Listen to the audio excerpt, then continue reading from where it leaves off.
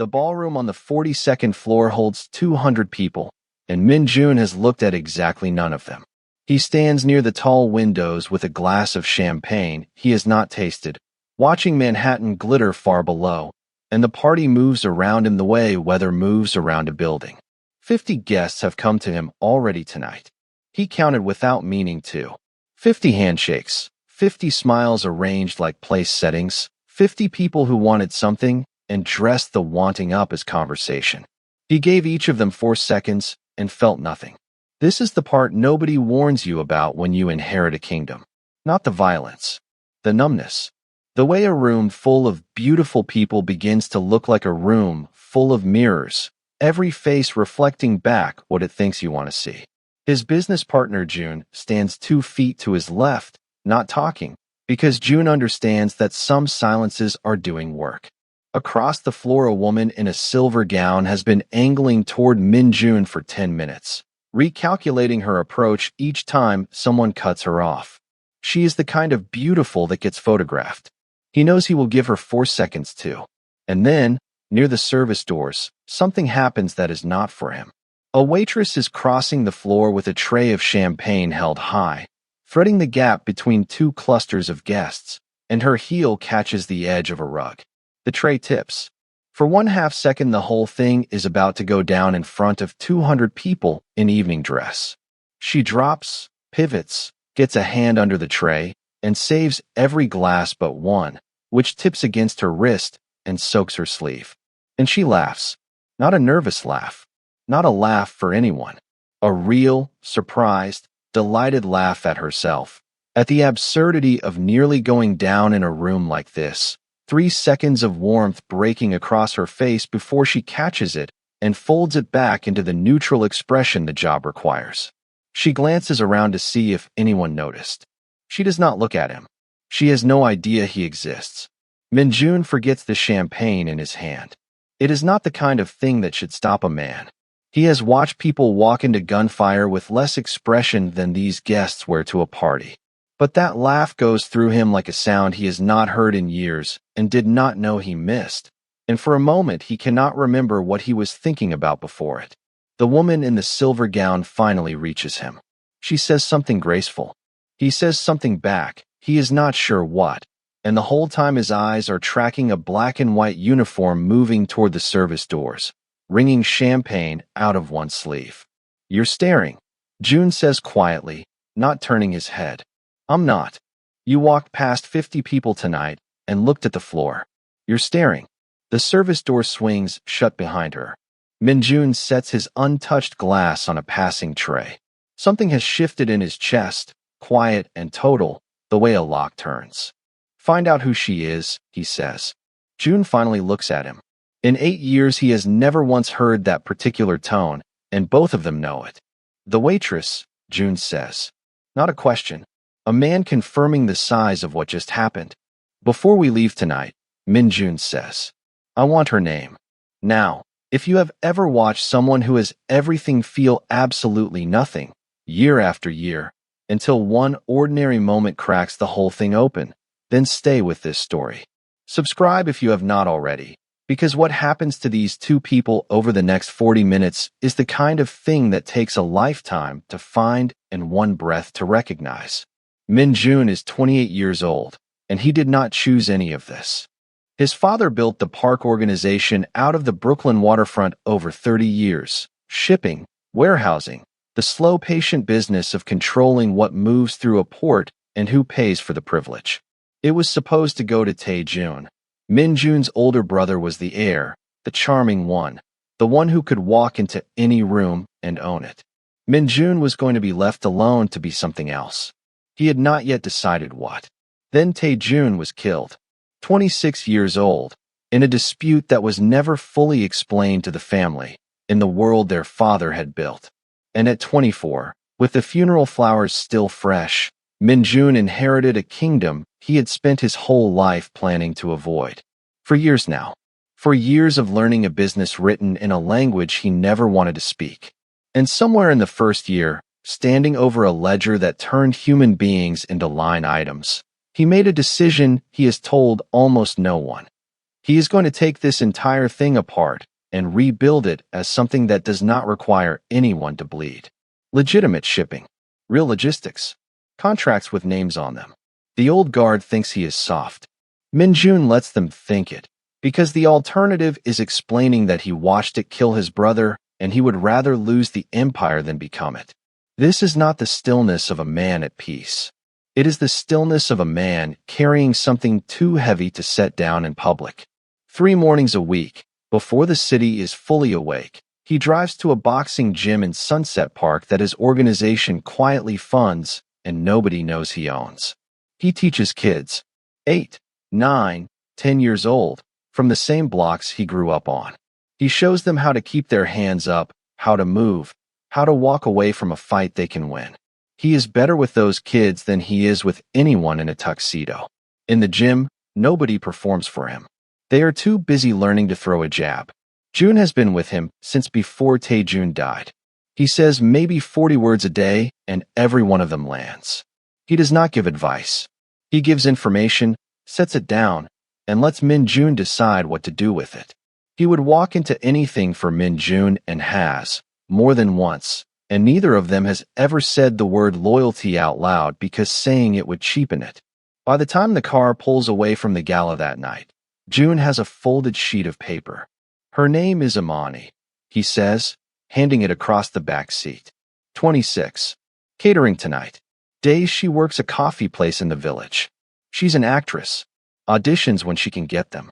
Min-jun unfolds the paper and looks at a name he has known for 11 minutes and cannot stop thinking about. She has no idea who I am, he says. No, Jun says. She doesn't. And for the first time in longer than he can remember, Min-jun feels something that is not the weight. It feels dangerously like hope. Ammani Carter has 4 hours of sleep in her and a 6 a.m. shift, and she is doing the math on her life again on the train home. The catering gig paid well. It always does. Those rooms full of people who spend more on a watch than she makes in 3 months. She is good at being invisible in them, good at the neutral face, good at carrying a tray through a crowd like she was born holding one. She was not born holding one. She was born in the Bronx, to a mother who worked 2 jobs and a brother who used to make her laugh so hard she'd forget to be scared of anything. She came to this city to act. 5 years ago, 21 years old, certain that if she wanted it badly enough the city would have to make room. The city did not get the memo. 5 years later she is 26 and working a coffee counter and catering galas and auditioning for commercials that go to women with better connections. And she is still here, because giving up was never actually one of the options. Her mother raised her on a simple idea. You already know what you know. Nobody can audition that out of you. She thinks about her brother on the train. She does this without deciding to. Deshawn would have loved tonight, would have wanted every detail, the silver gowns, the champagne, the man she nearly dumped a tray on. He collected the world's absurdities like other people collect grievances. He was 24 when he was killed. She was 22. 4 years ago now, in a dispute over warehouse territory on the Brooklyn waterfront that had nothing to do with him, except that he was standing in the wrong place when 2 crews decided a stretch of pier was worth dying over. Nobody was ever arrested. Nobody ever explained it. He was just walking home from a job, and then he was a phone call that split her life into before and after, and the city that took him kept right on glittering like nothing had happened. She does not let herself live there. She has a rule about it. She visits Deshawn in small, deliberate doses, the way you press on a bruise to check that it is still yours, and then she puts him away and goes back to the work of being alive. It is the only way she has found to carry him without being crushed. The train comes up out of the tunnel, and the sky over the river is going gray toward morning. Tonight, for one stupid second, she nearly took out a $4,000 tray of champagne in front of Manhattan's finest, and instead of dying of embarrassment she had laughed, because Deshawn would have laughed, because the look on the maitre d's face was genuinely funny, and because some part of her refuses to let those rooms take her sense of humor along with everything else. She gets home to the apartment she shares with 2 roommates and a radiator that bangs all night. She sets out her coffee shop clothes. She runs her audition sides one more time. A monologue for a part she will probably not get, speaking quietly into the dark so she does not wake anyone. She is good. She knows she is good. That is almost the hardest part. She falls asleep with the pages on her chest and no idea that a man in a 42nd floor ballroom is, at that exact moment, looking at her name on a folded piece of paper and feeling his whole life tilt. The coffee shop in the village opens at 6, and at 6:15 the most dangerous man Ammani will ever meet walks in wearing a plain dark jacket and orders a black coffee like a normal person. She does not know that yet. She knows he is too composed for the hour, that his jacket costs more than it admits to, and that he is watching her the way some men watch women, except not quite. Not the menu look, not the cataloging look. Something steadier and stranger. She has had enough practice with men in nice clothes to keep her face pleasant and her guard exactly where it lives. Black coffee, she says, ringing it up. Anything else? No, he says. Thank you. And then, after a pause that costs him something, we haven't met. I was at the event last night. The one at the Aldrich. Her hands do not stop moving. We get a lot of events. You almost dropped a tray of champagne, he says. You caught it. And then you laughed. Now her hands stop. She looks at him fully for the first time, and something in her chest goes very alert, because men do not track waitresses from galas to coffee shops for good reasons. I think you've got the wrong person. I don't, he says. He does not move closer. He keeps both hands visible on the counter, like he knows exactly how this looks, and is trying to take up less space than his presence wants to. I'm going to be honest with you, because I think you'll see through anything else. I saw you laugh last night. In a room where nobody was real, you were the only real thing in it, and I have not been able to stop thinking about it since. I found out where you work. I know how that sounds. I'm not here to scare you, and I'm not going to make you uncomfortable. I just couldn't not come. It is, hands down, the strangest thing anyone has ever said to her over a register. That, she says slowly, is a lot of honesty for 6 in the morning. You'd prefer a line? I'd prefer to know why a man like you. She gestures, the jacket, the stillness, the whole carefully contained fact of him, is following a waitress around Manhattan. Because you laughed, he says simply, and I forgot I was bored. A regular clears his throat in line behind him. The espresso machine hisses. Ammani is aware of all of it, and aware that her pulse is doing something inconvenient, and she does not trust a single thing about this except that he has not lied to her, which is more than she can say for most men in better lighting. I'm working, she says. I know. I'll go. He picks up his coffee, and then, the honesty again, like he cannot help it. Have dinner with me. 1 hour. Somewhere you pick, somewhere with people around, your rules. If you hate it, I'll never come back here again. You have my word, and my word is the only thing I've never broken. She should say no. Every rule she has ever made says no. 1 hour, she hears herself say. My neighborhood. And you're buying. Something moves across his face that is almost a smile and is more honest than a smile. What's your name? She asks, because she realizes she still doesn't have it. Minjun, he says. And he is gone before she can decide what she has just done. She picks a Caribbean place on a loud corner 2 blocks from her apartment, because it is hers, because the owner knows her, and because if this man turns out to be exactly what her instincts keep warning her he is, she wants to be on her own ground. Minjun shows up in the same plain jacket, looking slightly out of place and not pretending otherwise, and that is the first thing that disarms her. He does not try to own the room. He lets her order first. He asks the owner's name and remembers it. When the food comes, he eats like a man who has not enjoyed a meal in a long time and is surprised to be enjoying this one. So, she says, halfway through. Let me guess. Finance. No. Real estate. Closer than you'd think. There is something dry under it. Almost funny, like a joke only he can see. She watches him. He is not what she braced for. She braced for charm, for the practiced kind, the kind that wants something. What she gets instead is a man who is clearly more comfortable being honest than being smooth, who answers her questions a beat too directly, who laughs, actually laughs, when she tells the story of the worst audition of her life, a regional yogurt commercial where she had to pretend a spoon was the best thing that ever happened to her. That's the dream, he asks. Acting, that's the dream. The yogurt was a detour. You're good, he says. It is not a compliment fishing for anything. It is a man stating an assessment. I can tell from how you tell a story.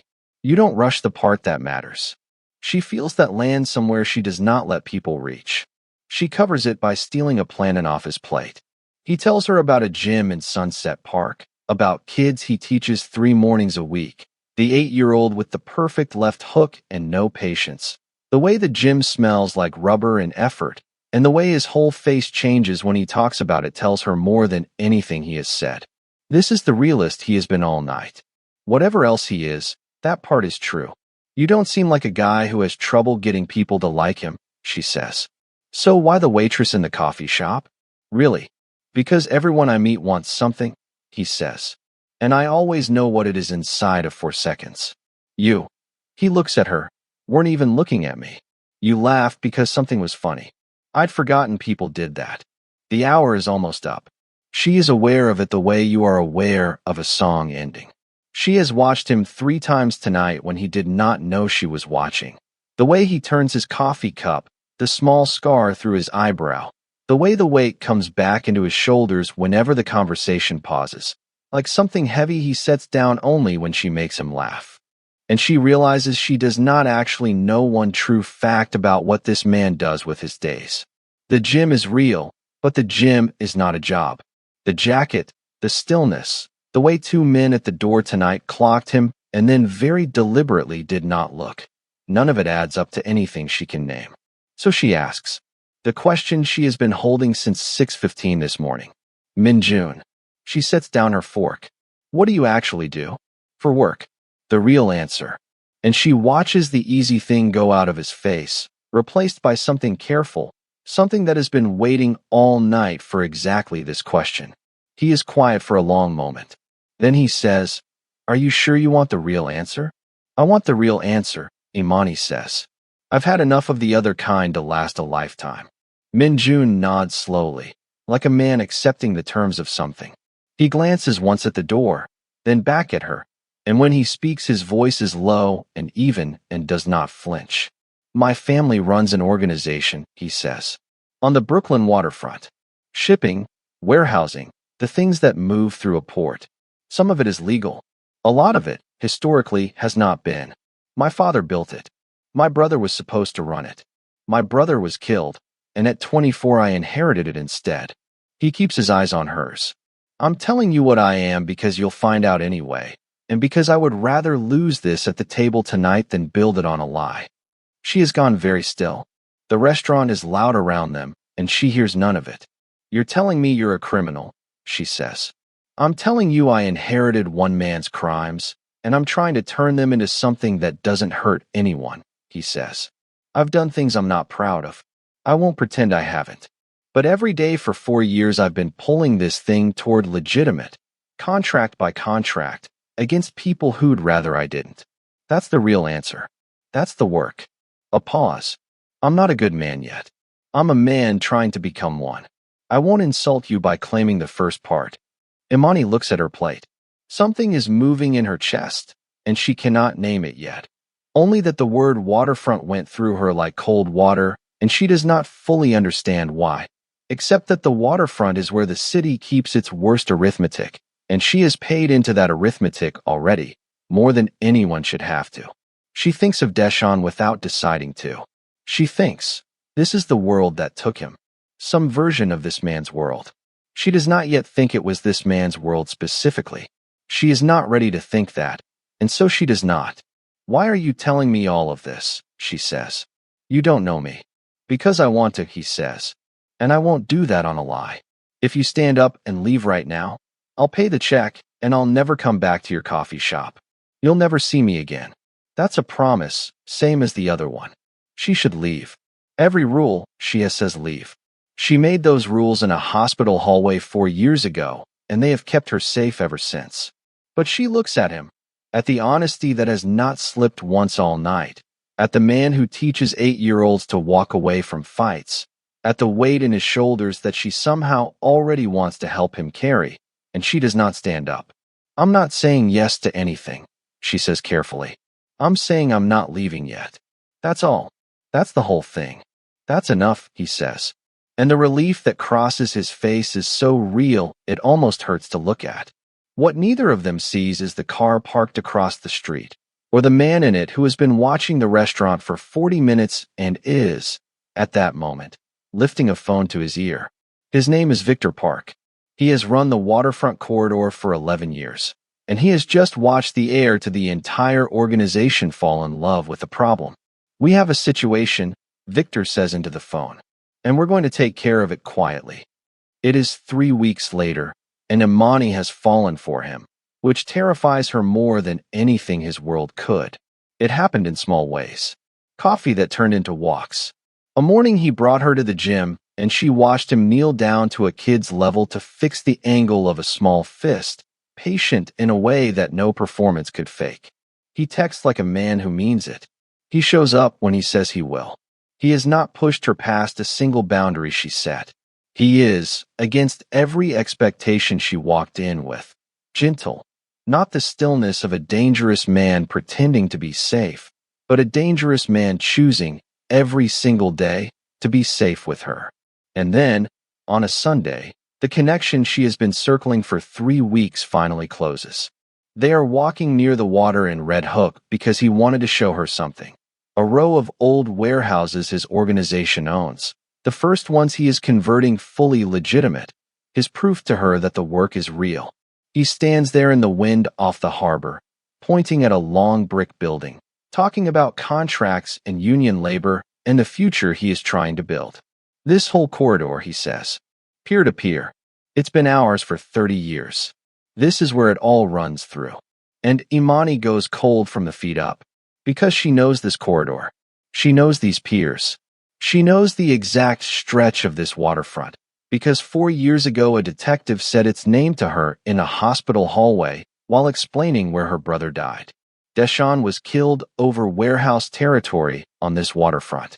This waterfront. The corridor that has been the park organization's for 30 years. The dispute that ended her brother's life happened inside the kingdom Min Jun inherited, between crews who were paying for the privilege of operating on park ground. She does not say anything. The wind off the harbor is sharp and salt-smelling, and she lets it sting her eyes so she does not have to explain them. She carries it for the rest of the afternoon. She carries it through dinner. She carries it home and lies awake with it, turning it over and over, that the man she is falling for is the inheritor of the exact world that took Deshawn, that his family profited, for 30 years, off the same stretch of concrete where her brother bled out at 24. That none of it was personal, which is somehow worse, because Deshawn was not even a target. He was just standing on ground that belonged, in the end, to people like the man holding her hand. She does not decide to confront him. Confrontation is not the truth she needs to spend. What she needs is something harder and quieter. She calls him the next night and asks him to come over, and when he does, she does not raise her voice. I need to tell you something about my brother, she says. His name was Deshawn. He was 24. 4 years ago, he was killed over warehouse territory on the Brooklyn waterfront. She watches his face change, watches him begin to understand before she finishes. On the corridor you showed me yesterday, the one that's been your family's for 30 years. The silence that follows is the loudest thing in the room. Ammani, Min Jun says, and his voice is not steady anymore. I'm not accusing you, she says. You were a kid. You didn't do it. But I need you to sit in it with me for a second, because I can't pretend I don't know it. I've spent my whole life refusing to lie. I'm not going to start with you. Min Jun does not defend himself. That is the first thing, and it is the thing that undoes her. He does not say it wasn't me. He does not reach for the distance that would be so easy to reach for. He sits down across from her, and he stays in it, the way she asked, and when he finally speaks his voice is rough. Tell me about him, he says. Not how he died, who he was. So she does. She tells him about Deshawn for an hour, the absurd jokes, The way he collected the world's ridiculous details, the way he made her unafraid. She has not talked about her brother like this to anyone since the funeral. Minjun listens the way he does everything that matters, completely, and at the end of it there are things in both their faces that neither of them tries to hide. I'm going to find out what happened, he says quietly. Not to excuse it. To know it. You've spent 4 years with no one explaining it to you. I can get the answer. If you want it. It is not a gift she expected. It is, maybe, the only thing anyone has offered her in 4 years that is actually worth something. Over the next days, something shifts between them that neither names out loud. He brings her deeper into the real parts of his life. She watches him stand in a room full of men twice his age, the old guard, the ones who liked the waterfront the way it was, and tell them, flatly, that the Red Hook corridor is going fully legitimate and the tribute system that has run on those piers for 30 years is over. She watches grown men who frighten everyone else go quiet under a 28-year-old certainty. She sees, for the first time, exactly what he is and exactly what he is trying to become, standing in the same body at the same time. And she lets him see her, too. She brings him to a tiny black box theater in the East Village where she has been cast. Finally, a real part, a real play, 8 performances. He sits in the third row of 40 folding chairs and watches her become someone else entirely under a single stage light, and afterward he cannot speak for a moment, because he understands now what she meant about the dream, and why she never gave it up. It is June who says the truest thing, the way he always does, sideways and almost by accident. The 3 of them are in the gym late one night, Ammani laughing at something, Minjun watching her instead of the heavy bag he is supposed to be hitting. June, wrapping his hands at the bench, does not look up. You haven't checked your phone in 2 hours, June says. In 8 years I've never seen you do that. That is all. He goes back to wrapping his hands. But Minjun stops and looks at the man who has stood beside him through everything and understands that June has just told him what he has been too afraid to tell himself. Now, quick question while you're here, because I want to know what you think. The moment he stopped checking his phone, or the moment she chose not to walk away in the restaurant? Which one was the point of no return? Tell me in the comments. I read them. Because what neither of them knows, standing in that gym with the whole thing finally turning warm, is that Victor Park has already made his move. The papers are already drawn. The call to Ammani's catering agency has already been made. And tomorrow morning, the cost of all of this is going to land on the one person Minjun cannot protect by force. It lands at 9 in the morning, the way these things do, dressed up as paperwork. Ammani is fired from the catering agency by phone. A conduct complaint, vague and unappealable, the kind that does not need to be true to end you. By noon she has learned she is quietly blacklisted from every high-end event company in the city. Her main income, gone in 3 hours, with a politeness that makes it worse. And in the afternoon, a man she has never met is waiting outside her coffee shop. He does not threaten her. He does not have to. Miss Carter, Victor Park says, I think you should understand the shape of the situation you're in. He is calm, almost kind, and that is the most frightening part. He explains it like a man explaining weather. Minjun is the heir to something larger than the boy thinks. The organization has survived 30 years by removing complications before they become catastrophes. She is, with regret, a complication. He tells her things about Minjun's world designed to land exactly where her oldest fears lie. That men around Minjun get hurt. That women around men like Minjun get hurt. That her mother in the Bronx is one phone call from becoming part of the arithmetic. Some of it is true. He is careful to use enough truth to carry the rest. None of this has to touch you, Victor says. You simply have to stop. Disappear. He'll grieve and he'll move on, because that's what men in his position do. And everyone you love stays exactly as safe as they are right now. He lets that sit. I'm not a cruel man, Miss Carter. I'm a man protecting something I've spent my life building. I'd think you, of all people, would understand what it costs when this world decides someone is in the way. That last line is the one that breaks her, because he is right, and he knows he is right, and he chose it on purpose. She calls Min-jun that night. She has been crying, and she does not bother to hide it. I can't do this, she says. I can't be the reason something happens to my mother. I buried my brother to this world, Min-jun. I am not going to bury anyone else. I can't. Ammani, his voice cracks down the middle. Tell me where he is. Tell me his name. I will handle this tonight. That's exactly the thing I can't be part of, she says, and her voice is shaking and certain at the same time. I can't love someone whose answer to a threat is the same world that killed Deshawn. I won't, even if it's for me, especially if it's for me. He is quiet for a long, terrible moment. And then, because he is, underneath everything, a man trying to become good, he does the hardest thing. Okay, he says softly. I won't chase you. I won't make this harder than he's already made it. If walking away keeps you safe, then I want you to walk away. I just need you to know it isn't because I didn't fight. It's because the only way to fight him with my fists would prove him right about me. She hangs up before she can change her mind. Across the city, Min-jun sits alone in the dark for a long time. Jun finds him there near midnight and says nothing for a while. Then Jun says, quietly, he didn't take her from you. He showed you what you've been too scared to finish. Min-jun looks up, and something in his face has changed from grief into something harder and clearer and far more dangerous to Victor Park than any fist. Min-jun does not go to war. That is the thing Victor never accounted for. He does something Victor cannot survive, precisely because it is legitimate.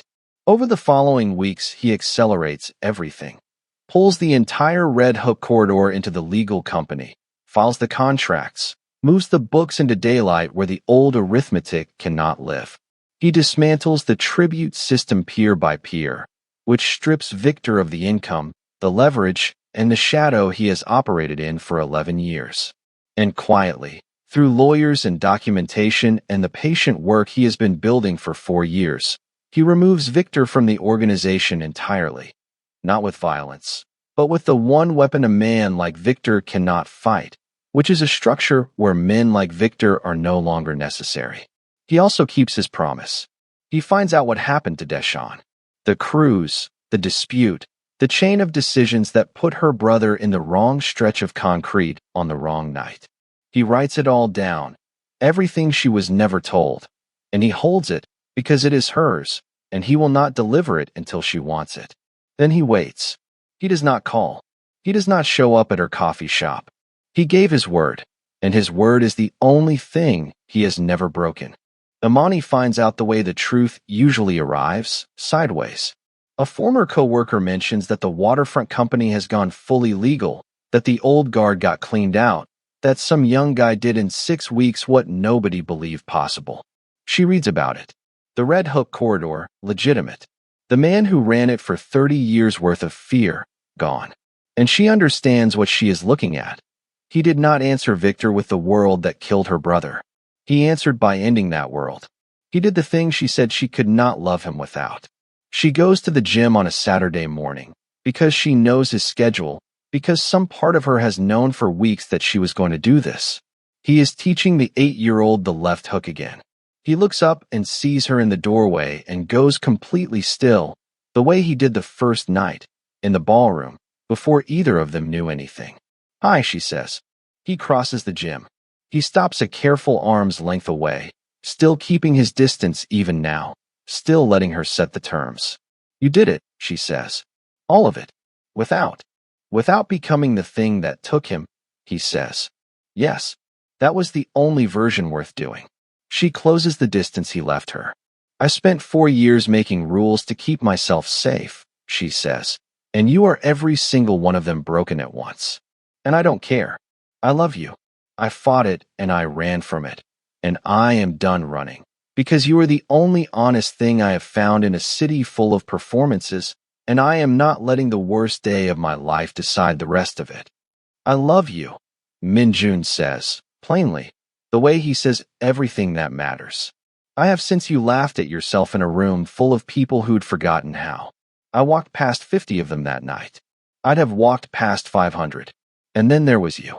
He kisses her, and 4 years of weight comes off his shoulders all at once, And the 8-year-old in the corner makes a loud, disgusted noise, and they both start laughing into it. June, by the door, watching the whole thing, says the last word, the way he always does, flat, quiet, and truer than anything anyone else could manage. Took you long enough, he says. And he goes back to wrapping his hands. If this one got you, the laugh that started it, the truth at the restaurant, or that final morning in the gym, tell me in the comments which moment landed hardest. I read every single one. And if you're new here, subscribe and stay close. Because next time we've got a Korean mafia boss who hasn't felt anything in 3 years, until a black waitress sings one line of a song to herself in an empty restaurant and doesn't know he heard it. You are not going to want to miss what happens when she finds out who was listening. We'll see you there.